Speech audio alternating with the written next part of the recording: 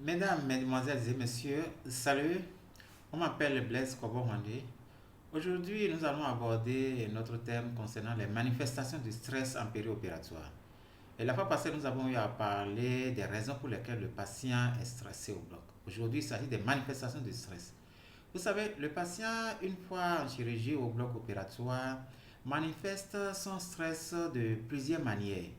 Et il faut vraiment être attentif afin de savoir que ces manifestations sont vraiment des signes de stress chez le patient à opérer. Voilà. Et justement, quand le patient est au bloc opératoire, vous allez voir, il pose mille et une questions. Il pose des questions même qui n'ont pas rapport avec l'intervention. Il peut maintenant revenir sur les mêmes plaintes qu'il avait déjà fournies pendant la consultation.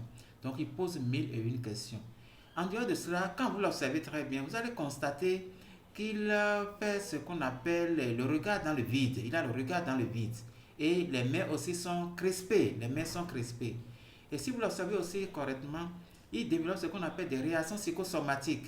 Et ces réactions psychosomatiques se manifestent de plusieurs manières. Vous pouvez constater une hypertension artérielle chez ce patient, alors qu'entre-temps, il n'était pas hypertendu. En dehors de ça, vous pouvez constater aussi de la froidure. Vous pouvez constater aussi de la froidure. Vous êtes un certain nombre dans la salle, mais c'est lui seul qui a froid. Personne n'a froid, seulement lui seul.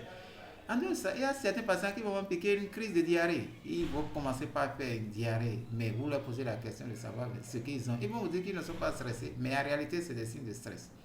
Tenez-vous tranquille. Quand les patients sont parfois couchés sur la table d'opération, quand vous les observez très bien, vous allez constater qu'ils commencent par trembler des extrémités. Oui, ils commencent par trembler. Et quand vous leur posez la question de savoir s'ils ont un souci, ils vont vous dire non. Mais dès qu'ils arrêtent le tremblement des extrémités, quelques instants après, ça devient un réflexe et puis ça reprend. En dehors de cela, vous allez constater qu'il y a des patients qui vont commencer par faire de la palpitation. Oui, ils vont commencer par faire de la palpitation. Le patient se tape, quand vous l'observez correctement, vous allez voir. Il y a certains, ils mettent maintenant leurs doigts, leurs mains entre la table d'opération et leur tête. Voilà, entre la table d'opération et leur tête. Et c'est ça qui leur permet de pouvoir gérer leur stress d'une manière ou d'une autre. Posez-leur la question de savoir pourquoi est-ce qu'ils mettent la main là. Ils vont vous dire non, que c'est juste un réflexe.